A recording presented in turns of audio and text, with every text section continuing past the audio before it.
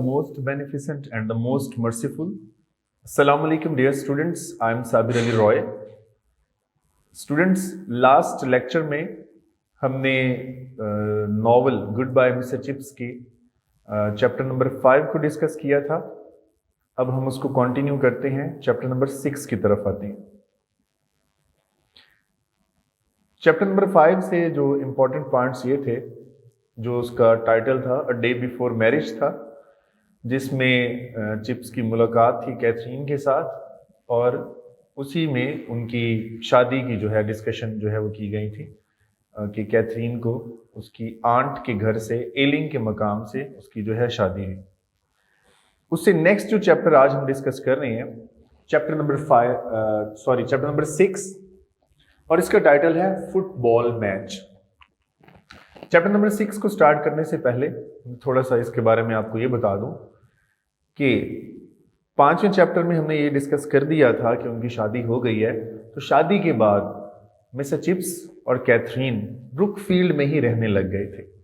मतलब वहाँ पर ब्रुकफील्ड में कुछ अपार्टमेंट्स ऐसे थे जो कि बैचलर टीचर्स के लिए होते थे, कुछ अपार्टमेंट्स ऐसे थे जो कि मैरिड जो स्टाफ था उसके लिए उनको दिए जाते थे. तो मिस्टर चिप्स भी अपनी शादी के बाद कैथरीन के साथ ब्रुकफील्ड में रहने लग गया था. तो अब हम इस चैप्टर को डिवाइड करेंगे 2 पोर्शंस में.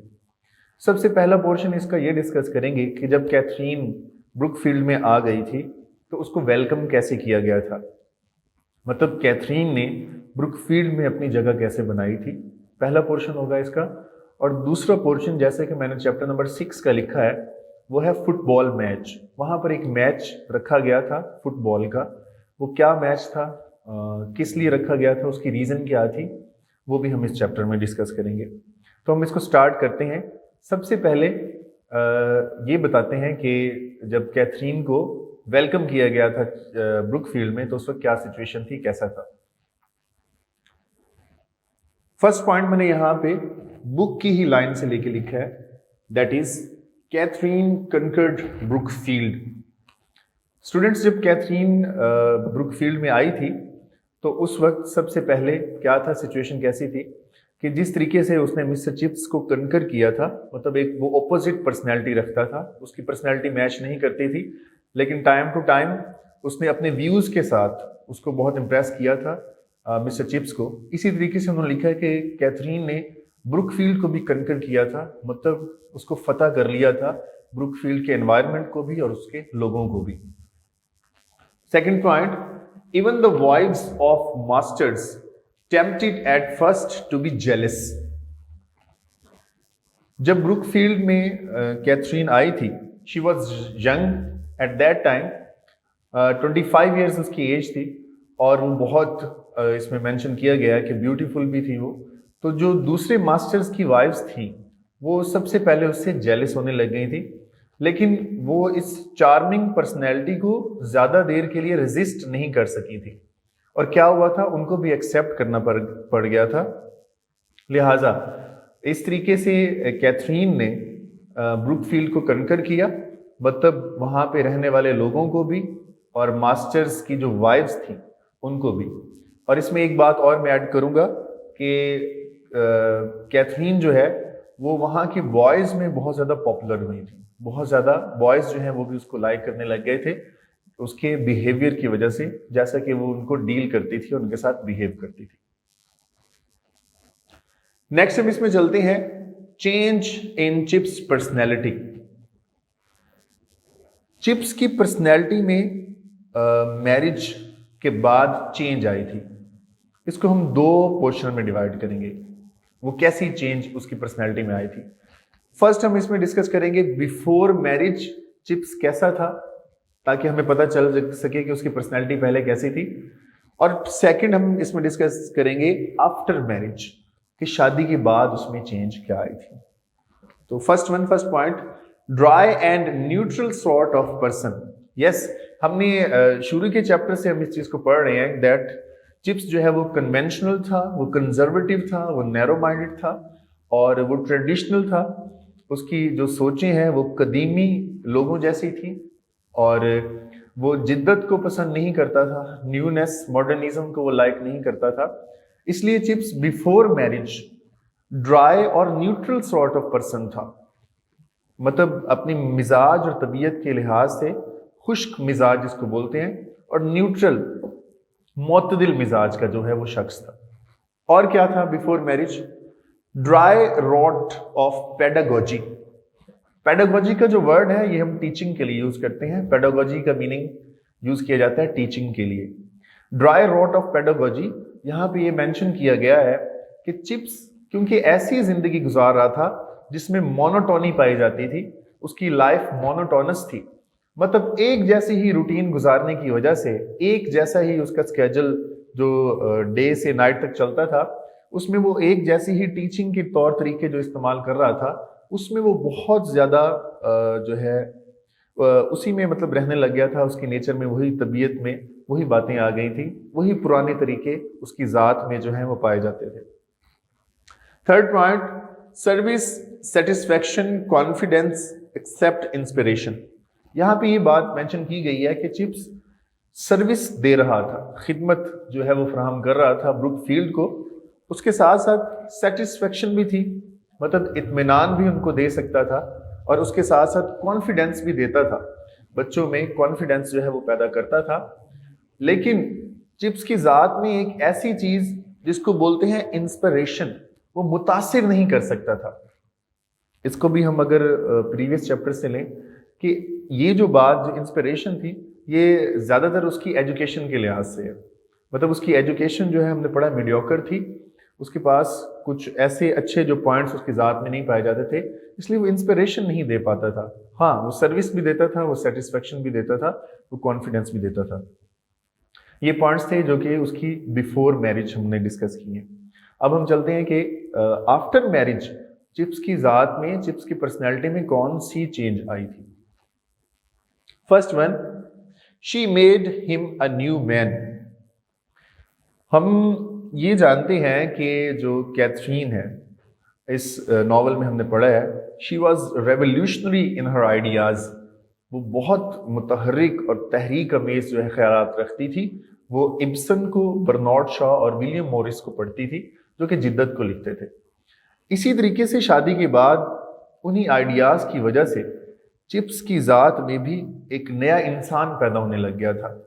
उसको, वो अब दुनिया को एक नए अंदाज से देखता था। Second, his eyes gained sparkle. उसकी आंखों में एक रोशनी आ गई थी। इसका मतलब ये है कि जो कन्वेंशनल और ट्रेडिशनल लोग होते हैं वो अपने आप को ज़्यादातर रिजर्व रहना वो पसंद करते हैं, तो उनकी आंख में वो स्पार्कल से मुराद ये है कि वो हर इवेंट में लोगों के साथ घुल मिल के रहना पसंद नहीं करते। और यहाँ पे ये इससे मीनिंग है कि हिज आइज गेन्ड स्पार्कल, की उसकी आंखों में एक ऐसी रोशनी आ गई थी।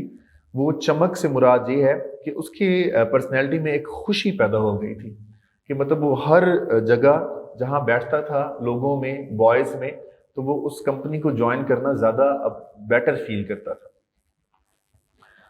Third point, his mind began to more adventurously. His mind began to work more adventurously. उसका माइंड जो है उससे पहले ट्रेडिशनल वे में काम करता था, लेकिन अब उसमें वर्किंग कैपेसिटी बढ़ गई थी। उसका काम करने का तरीके अब बढ़ गए थे। उसका दिमाग जो है वो अब बहुत अच्छे तरीके से काम करता था। Sense of humour blossomed. Chips की पर्सनैलिटी में सेंस ऑफ ह्यूमर थी। सेंस ऑफ ह्यूमर क्या होती है? ह्यूमर हम बोलते हैं मिजाह को। मिजाह मीन मजाक करना, फनी कोट्स वगैरह जो होते हैं। तो चिप्स की पर्सनैलिटी में तो ये ऑलरेडी बात थी, शुरू से हमने पढ़ा है कि वो फर्स्ट चैप्टर से हमने पढ़ा था कि जब कोहली की डिस्कशन की गई थी तो उसके बारे में चिप्स जो है वेरी ह्यूमरस था एट दैट टाइम। लेकिन अब शादी के बाद उसकी वो सेंस ऑफ जो ह्यूमर है ब्लॉसम्ड, वो और बेहतर हो गई थी। ब्लॉसम्ड मीन खिल जाना, किसी चीज़ का बेहतरी की तरफ आ जाना। तो उसकी सेंस ऑफ ह्यूमर जो है वो बढ़ गई थी, बेहतर हो गई थी। His discipline improved. Yes, chips का हमेशा से ये एक वीक पॉइंट रहा था कि उसका डिसिप्लिन अच्छा नहीं था, बट आफ्टर मैरिज चिप्स का डिसिप्लिन बेटर हो गया था, वो अब नज़्म ज़ब्त में भी बेहतर हो गया था। जैसे कि अभी हमने उसकी सेंस ऑफ ह्यूमर के बारे में बात की है, तो इसी चैप्टर में मेंशन किया गया है एक रोमन लॉ जिसका नाम था लेक्स कैन्युलाई। ये एक रोमन लॉ था, किस मुतल्लिक था? The law that permitted patricians to marry plebeians. Patricians बोलते हैं अमीर लोगों को, रिच पीपल। प्लेबियन बोलते हैं लोअर लेवल में रहने वाले, कम जात जो औरतें थी उनको बोलते हैं। ये लॉ उसके मुतालिक बनाया गया था। इस लॉ ने परमिशन दे दी थी कि जो पैट्रिशियंस हैं, जो ऊंचा मकाम और मर्तबा रखने वाले लोग हैं, वो शादी कर सकते हैं उन औरतों के साथ जो कि प्लेबियंस थी, जो कि कम जात, नीचे तबके में, निचले तबके में रहने वाले जो औरतें थी। तो इससे मुतालिक चिप्स हमेशा क्लास में एक जोक सुनाया करता था कि जब भी कोई पैट्रिशियन प्लेबियन से ये कहता था कि नहीं मैं तुमसे शादी नहीं कर सकता, तो वो प्लेबियन उसके रिप्लाई में ज़रूर ये कहती थी कि हाँ तुम कर सकते हो क्योंकि तुम झूठ बोल रहे हो। रीज़न ये थी क्योंकि उनको लॉ का पता था कि लॉ ये बन चुका है तो शादी की जा सकती है। चिप्स का ये बहुत मशहूर जोक था। अक्सर चिप्स जो है इसको कोट करता था और बाकी के स्टूडेंट्स भी आपस में इसको डिस्कस करते थे। ओके, नेक्स्ट हमारा जो पॉइंट है वो टाइटल पे है, फुटबॉल मैच। फुटबॉल मैच में क्या था, जो ब्रुकफील्ड में स्टूडेंट्स पढ़ते थे उनके जो पेरेंट्स थे, वो पेरेंट्स ब्रुकफील्ड को चैरिटी के लिए जो चैरिटी प्रोवाइड करते थे, उसके लिए जो पैसा देते थे, उस पैसे की मदद से ब्रुकफील्ड एक और इदारा रन कर रहा था जिसमें गरीब लोगों के बच्चे जो हैं वो पढ़ते थे। उस इदारे का नाम था पॉपुलर, उसको मिशन के नाम से भी जाना जाता था। कैथरीन क्योंकि मॉडर्निज्म की तरफ ज़्यादा इन्फ्लुएंस था उसका, तो उसने क्या कहा, उसने कहा कि हमें ये चाहिए कि हमें फुटबॉल मैच जो है वो करवाना चाहिए ब्रुकफील्ड के स्टूडेंट्स के साथ मिशन स्कूल के जो स्टूडेंट्स हैं उनका।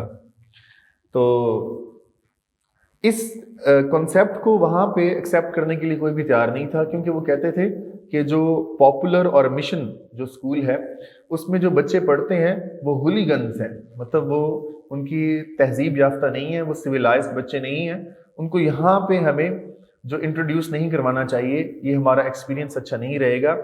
इसको जितने भी वहाँ पे स्टाफ मेंबर्स थे उन सब ने सबसे पहले कॉन्ट्राडिक्ट किया, लेकिन जो कैथरीन थी उसने तमाम लोगों को इस बात पर माइल किया कि नहीं हमें ये वाला काम करना चाहिए। उसके बाद उसने चिप्स को भी इस बात पर माइल किया और आखिरकार जो वहाँ के प्रिंसिपल थे उन्होंने भी अलाउ कर दिया। तो फिर क्या हुआ कि पॉपुलर स्कूल के जो स्टूडेंट्स हैं वो वहाँ पर आए थे, उन्होंने वहाँ पे फुटबॉल का एक मैच खेला। एक्चुअली यहाँ पे नज़रिया ये पेश किया जा रहा है, कैथरीन चाहती थी कि अनइक्वली ट्रीटमेंट जो है वो नहीं होना चाहिए, डिस्क्रिमिनेशन नहीं होनी चाहिए। वो कहती थी कि हम एक ऐसे दौर की तरफ जा रहे हैं जहाँ पर इंग्लैंड में चेंजिंग्स आने वाली हैं, हायर अथॉरिटीज़, ऑफिशियल्स और उसके साथ साथ जो क्लर्क लेवल के लोग होंगे इनमें कोई डिफरेंस नहीं रहेगा। तो इसी पे वो वर्क करना चाह रही थी। बहरहाल उसका ये एक्सपेरिमेंट जो है वो बहुत अच्छा रहा था। पॉपुलर स्कूल के स्टूडेंट्स आए थे, मैच हुआ और मैच में वो हार गए थे, लेकिन उसके बावजूद उन्होंने इस चीज़ को एक्सेप्ट किया और फिर उन स्टूडेंट्स को ब्रुकफील्ड को विजिट करवाया गया, उनको हाई टी दी गई वहाँ पर और उसके बाद उनको वहाँ से रवाना कर दिया गया। इस तरीके से ये पॉइंट जो है कैथरीन के लिए एक और अच्छा रहा था ब्रुकफील्ड में।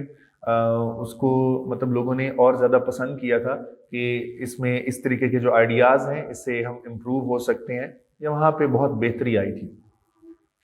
Students, that was all from this chapter. मैं इसमें कुछ इंपॉर्टेंट क्वेश्चंस आपके साथ डिस्कस कर देता हूँ। फर्स्ट वन है, how was Catherine greeted at Brookfield. ये ग्रीटेड का जो वर्ड है ये सेम जैसे हम वेलकम बोलते हैं या रिसीव्ड बोलते हैं, उसी के लिए है कि किसी को खुशामदीद कहना। तो कैथरीन को कैसे खुशामदीद कहा गया था। Second one, what kind of person was mister chips before marriage.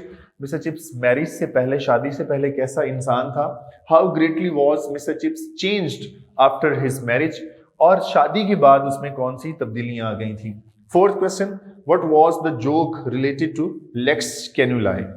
इससे मुतल्लिक क्या जोक था और वहां पे क्या इसके मुतल्लिक बयान किया जाता था?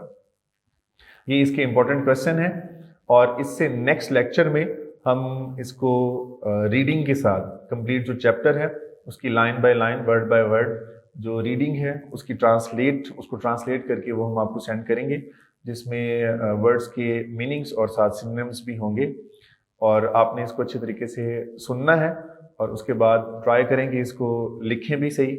इससे जो इम्पोर्टेंट क्वेश्चन है इसकी असाइनमेंट भी प्रिपेयर करें और keep in touch for next video. That was all. अल्लाह हाफिज़।